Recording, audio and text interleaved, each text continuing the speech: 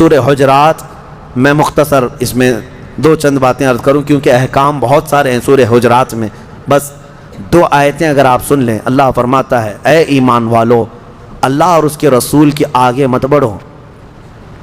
دوسری آیت ہے اے ایمان والو نبی کی آواز پر اپنی آوازیں بلند مت کرو، لا ترفعوا اصواتکم فوق صوت النبی ولا تجہروا له بالقول کجہر بعضکم لبعض، اور نبی کو ایسے مت پکارو جیسے آپس میں ایک دوسرے کو پکارتے ہو ورنہ تمہارے اعمال ضائع ہو جائیں گے۔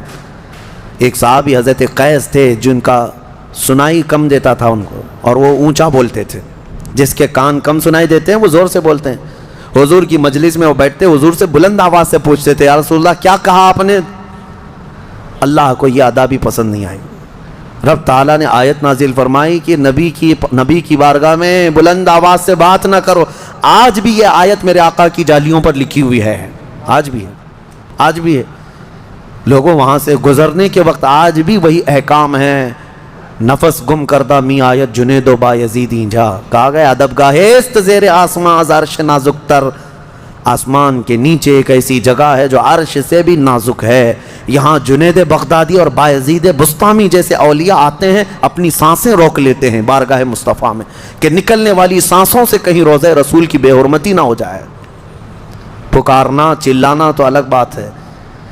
تو یہاں کے آداب قرآن میں اللہ نے بیان فرمایا۔ وہ صحابی جب ان کو پتہ چلا کہ یہ آیت نازل ہو گئی تو وہ گھر میں بیٹھے رہ گئے، 40 دن تک روتے رہ گئے، بہت روئے کہ یہ آیت میرے ہی لیے نازل ہوئی۔ پھر دوسری آیت آئی ان الذین یغضون اصواتهم عند رسول اللہ، بے شک وہ لوگ جو اپنی آوازیں پست رکھتے ہیں، دھیمی رکھتے ہیں اللہ کے رسول کے نزدیک، اولئک الذین امتحن اللہ قلوبهم للتقوی، یہ وہ لوگ ہیں جن کے دلوں کو اللہ نے تقوی کے لیے چن لیا ہے۔ اور ادب بھی تو دیکھیں اللہ نے کیا فرمایا، جب نبی کے حجرے کے پاس جائیں، میرے گھر کے پاس آئیں گے تو آپ کیا کہیں گے؟ پکاریں گے، میرا نام لے کر پکاریں گے، کہیں گے حضرت حضرت آپ کے ہاں میں جاؤں گا تو آپ کا نام لے کر پکاروں گا۔ لیکن حجرے کے میں حضور کے حجرے کے پاس جائیں تو اللہ کیا فرماتا ہے ان الذین ینادونک من وراء الحجرات اکثرهم لا یعقلون، جو رسول اللہ کے حجرے کے باہر، حضور کے گھر کے باہر آ کر پکارتے ہیں ان کا نام لے کر، ان میں اکثر عقل والے لوگ نہیں ہیں، تو نہ پکاریں حضور کو۔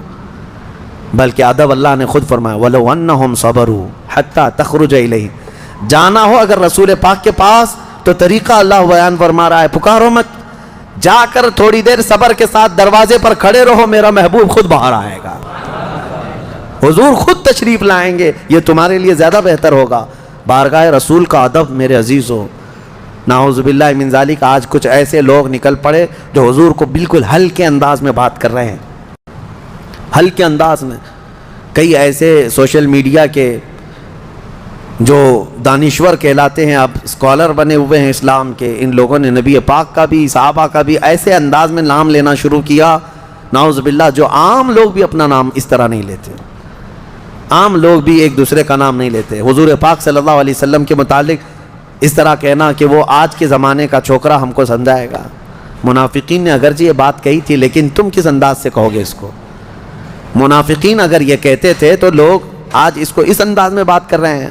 صحابہ کا ادب دیکھو گے، حضور پاک صلی اللہ علیہ وسلم کی پاک جب بات کرتے تھے تو یوں کہتے ابی انت و امی یا رسول اللہ، میرے ماں اور میرے باپ آپ پر قربان ہوں اللہ کے رسول، اس کے بعد پھر بات کرتے تھے۔ بہرحال سورہ حجرات میں اللہ تعالیٰ نے جو فرمایا، ایک حکم یہ بھی ہے اے ایمان والو، جب کوئی فاسق تمہارے پاس خبر لائے تو اس کی تحقیق کر لو پہلے کہ صحیح ہے یا نہیں خبر، ورنہ تم جیسے یہ واٹس ایپ کے لیے یہ ہے، یہ حکم یہاں کے لیے بھی فٹ ہے کہ ادھر سے آیا ادھر فارورڈ ہوا، ادھر سے آیا ادھر فارورڈ ہوا، اور پتہ ہی نہیں کہاں سے آیا کہاں تک چل رہا ہے۔ ایمان والے یہ کام نہ کریں۔ یا ایھا الذین آمنوا ان جاءکم فاسق بنبأ فتبینوا، اللہ نے فرمایا اے ایمان والو جب تمہارے پاس کوئی فاسق خبر لے کر کے آئے تو اس کی تحقیق کر لو۔ میں سمجھتا ہوں یہ واٹس ایپ بڑا فاسق ہے، یہ فاسق ہی تو ہے، کیونکہ اس کے پاس کوئی شرائط عدل ہے نہیں، ادھر کی ادھر اس میں سب چیزیں آتی ہیں، اچھی بھی بری بھی، لیکن تمہاری ذمہ داری ہے تحقیق کر لو۔ بغیر تحقیق کے کئی لوگ بیچارے بعد میں شرمندگی اٹھاتے ہیں۔ اللہ نے اس میں آیت میں فرمایا فَتُصْبِحُوا عَلَىٰ مَا فَعَلْتُمْ نَادِمِينَ، کہیں ایسا نہ ہو کہ تم شرمندہ ہو جاؤ اپنے کیے پر۔ اور میں نے اس آیت کے مطابق دیکھا ایک صاحب کو دیکھا کہ وہ تقریر کیے جا رہے ہیں کسی کے خلاف۔ ایک بہت بڑے بزرگ کو کچھ لوگوں نے ایڈٹ کر کے، کافی زمانے پہلے کی بات ہے، ابھی واٹس ایپ نیا نیا رہ رہا تھا، یعنی 2015-14 کے اس وقت آ چکا تھا، لیکن زیادہ طور پر اتنا وائرل نہیں ہوتی تھی چیزیں۔ تو وہ کسی نے ایڈٹ کر کے ایک بزرگ کی تصویر کسی ایک غیر مسلم کے ساتھ لگائی اور کہا دیکھو یہ آپس میں مل رہے ہیں۔ مولانا صاحب کو اتنا ہی دکھا اور اس پر پورے تقریر کر ڈالی۔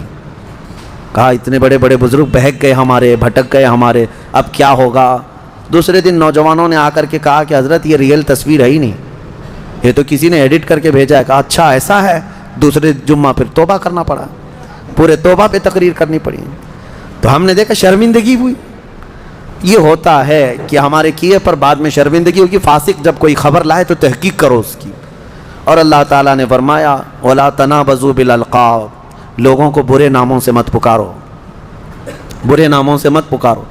اور اللہ نے یہ بھی فرمایا اے ایمان والو بہت زیادہ بدگمانی کرنے سے بچو، کسی کے بھی بارے میں بدگمانی کرنا۔ اور غیبت کرنے کے بارے میں اللہ نے فرمایا کہ کیا تم میں سے کوئی یہ چاہتا ہے کہ تمہارے مرے ہوئے بھائی کا گوشت کھائے؟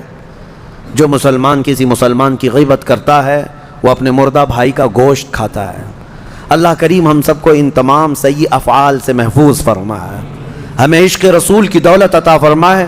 دعا یہی ہے کہ مولا کریم تیرے رسول کے جلووں میں زندگی عطا فرما اور ان کے قدموں میں موت عطا فرما۔ وآخر دعوانا ان الحمد للہ رب العالمین۔